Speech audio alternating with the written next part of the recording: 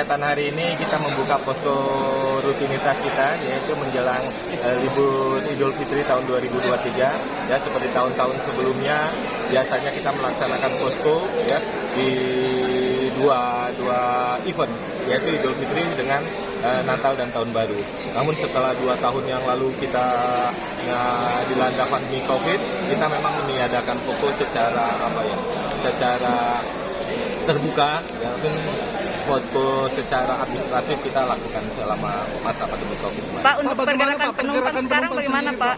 Pergerakan penumpang saat ini memang terjadi low season, ya. Memang biasanya di awal bulan Ramadan ya itu cukup tinggi, cukup naik. Kemudian 5 sampai dengan 1 minggu masuk di bulan Ramadan itu akan terjadi penurunan yang cukup signifikan ya.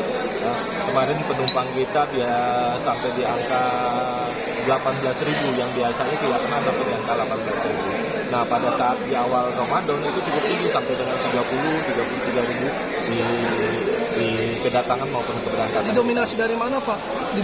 Dominasi tetap masih di 5 tujuan terbesar kita, Surabaya, Jakarta, Kendari, Denpasar ya. Denpasar sama satu lagi Palu kalau nggak salah. Puncaknya Pak kapan, Pak?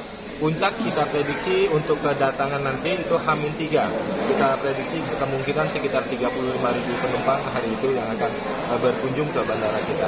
Kalau ada extra flight, Pak? Extra flight sampai saat ini kita ada 8 extra flight. Ya.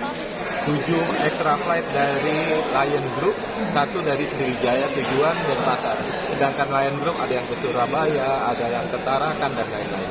Kalau yang tercatat sekarang, Pak, sampai sekarang berapa Pak yang sudah penumpang digunakan jalur darat ini? Ya, kalau kita prediksi dari data yang sudah ambil tiket dengan maskapai, tadi di H-3 nanti itu sekitar 35.000 penumpang yang akan datang ke bandara kita. Yang datang, Pak? Yang datang ya. Datang dan berangkat.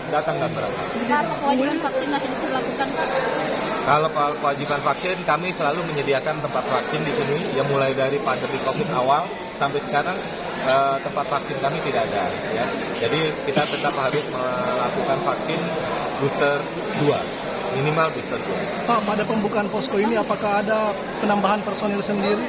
Penambahan personil tadi disampaikan dengan adanya pembentukan posko ini, maka stakeholder kami atau mitra kerja kami itu juga terlibat.